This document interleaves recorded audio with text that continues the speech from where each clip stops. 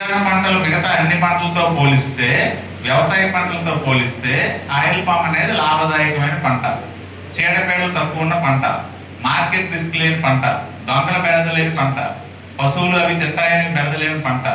ఇట్లాంటి ఎన్నో అడ్వాంటేజ్ల నడుమ ఆయిల్ పామ్ పంట అనేది ఉంది. ఆయిల్ పామ్ పంట విస్తారంగా పండించే ఏలూరు జిల్లా అత్యధికమైన రిచ్ జిల్లా, అంటే ధనికమైన జిల్లా ఆంధ్రప్రదేశ్లో ఏది అంటే ఏలూరు. అంటే మైనింగ్ వల్ల లేకపోతే మరొక ఆదాయం వల్ల వచ్చింది కాదు, వ్యవసాయ పరంగా అత్యధికంగా రిచ్ అయిన జిల్లా ఏదంటే ఏలూరు. ఎందుకు అంటే అక్కడ ఆయిల్ పామ్ ఉంది కాబట్టి. ఆయిల్ పామ్ ఎక్కడ ఉంటే అక్కడ రైతు ఆర్థికంగా బాగుంటాడు.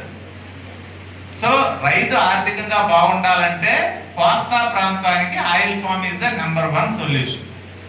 తుఫాను బెడద లేదు, చీడపీడల బెడదలు లేవు, దొంగల బెడదలు లేవు, మార్కెట్ రిస్క్ లేదు, ఇవన్నీ ఆవిడ చెప్పింది.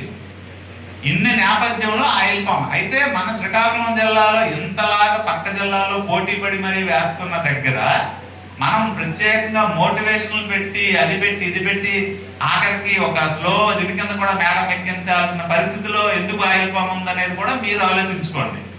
మెయిన్ ఏంటంటే ఇగ్నోరెన్స్. పామాయిల్ మొక్కలు పెట్టాం, పామాయిల్ మగగెల ఆడగెల ఎలా ఉంటుందో జస్ట్ ఫర్ నాలెడ్జ్ పెట్టాం.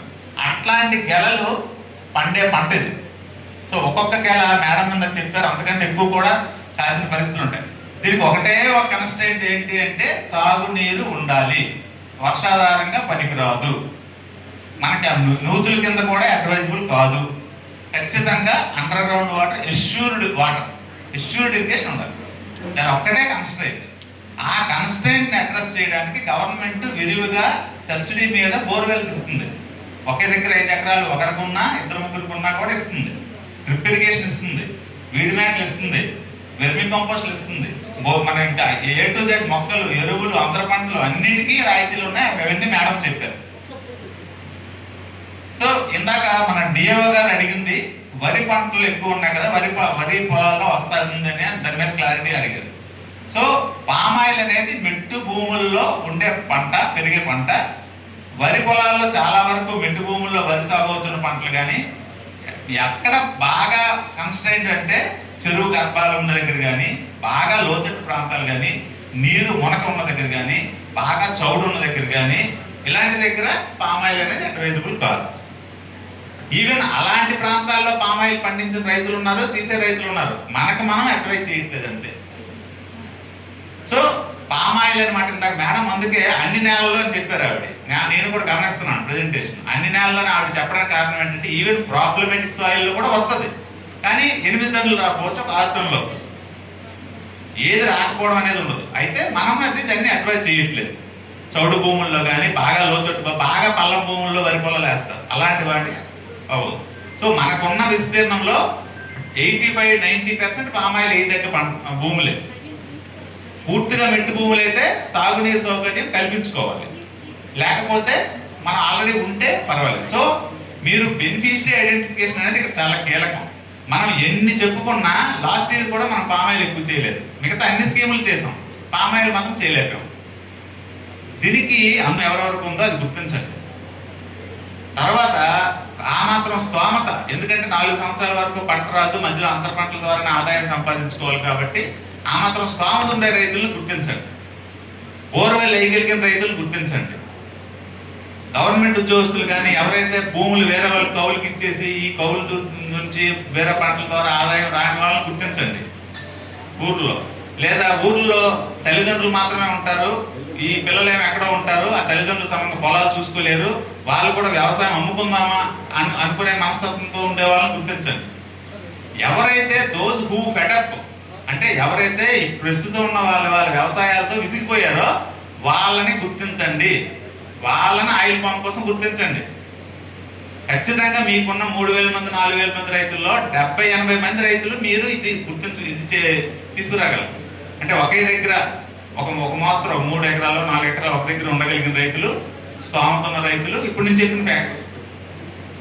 సో వీళ్ళకి వేడి నీళ్ళు చన్నీళ్ళలాగా గవర్నమెంట్ సబ్సిడీలు కూడా ఇస్తుంది. ఏ పంటలో కూడా ఎండ్ టు ఎండ్ సబ్సిడీలు లేవు. అంటే మొక్క నుంచి మళ్ళీ గెలకోసినంత వరకు సబ్సిడీలు ఏ పంటలో లేవు.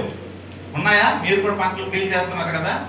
మొక్క దగ్గర నుంచి మళ్ళీ గెల వచ్చినంత వరకు ప్రతి సంవత్సరం ఏదో రకంగా ఏదో దశలో రాయితీలు ఇవ్వడం అనేది ఎక్కడా లేదు.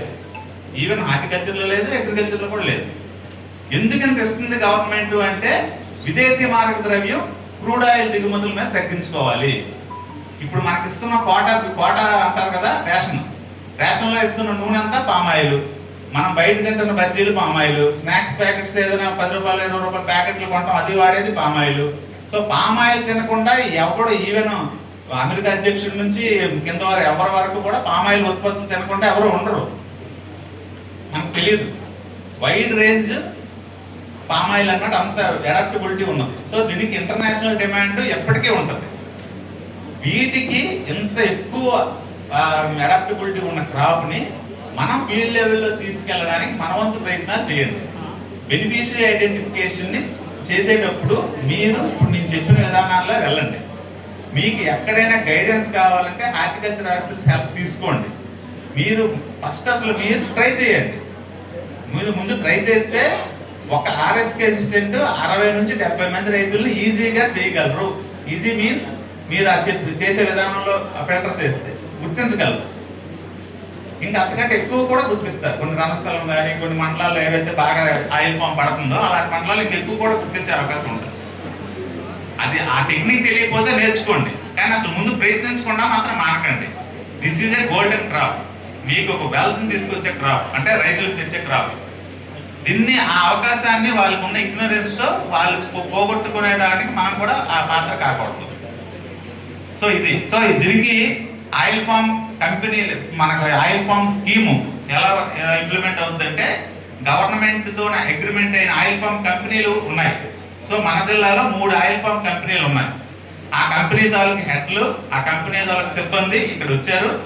వాళ్ళు మధ్యాహ్నం మీకు తర్వాత కూడా మీకు 1 by 1 ఇంటర్వ్యూస్ అవుతారు. మనకు మెయిన్ ఇంపార్టెంట్ టాపిక్లు అయ్యాక వాళ్ళ పాత్ర ఏంటి, వాళ్ళ అనుభవాలు ఏంటి, ఒక్కొక్కరు ఒక 5-5 నిమిషాలు కూడా మీరు మాట్లాడతారు. So oil palm is a very important crop. So next the last ఒక 10 minutes